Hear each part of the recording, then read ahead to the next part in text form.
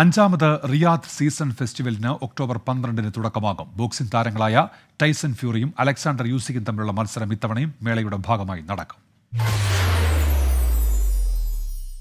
ആഗോള വിനോദ മാമാങ്കമായ റിയാദ് സീസന്റെ 5ാം പതിപ്പിന്റെ പ്രഖ്യാപനം ബുധനാഴ്ച വൈകുന്നേരം റിയാദിൽ വെച്ചാണ് നടന്നത്.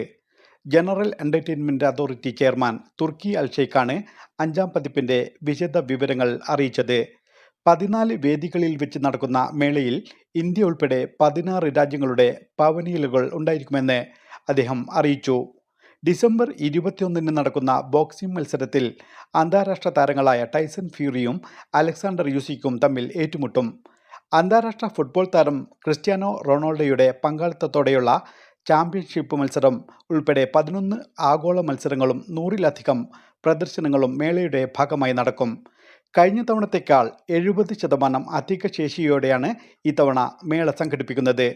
പാരീസ്, ന്യൂയോർക്ക് എന്നീ നഗരങ്ങളിലെ പ്രദർശനത്തിനു ശേഷം ആദ്യമായി ക്രിസ്ത്യൻ ഡിയോർ എക്സിബിഷനും റിയാദ് സീസണിൽ ഇത്തവണ ഉണ്ടായിരിക്കും. കാഴ്ചക്കാരെ ഏറ്റവും അധികം ആകർഷിക്കുന്ന ഹാരി പോട്ടർ പ്രദർശനവും ഇത്തവണത്തെ മേളയുടെ സവിശേഷതയാണ്. രാജ്യത്തിനു വേണ്ടി രക്തസാക്ഷ്യം വഹിച്ചവരുടെ കുട്ടികൾക്ക് മേളയിൽ ഒരു ദിവസത്തെ പൂർണ്ണ സൗജന്യ സന്ദർശനം അനുവദിക്കുമെന്നും തുർക്കി അൽ ഷെയ്ഖ് അറിയിച്ചു. കഴിഞ്ഞ തവണ നടന്ന റിയാദ് സീസണിൽ വിവിധ രാജ്യങ്ങളിൽ നിന്നായി 1 കോടിയിലേറെ സന്ദർശകരാണ് എത്തിയത്. ഇസ്മായിൽ പയ്യോളി,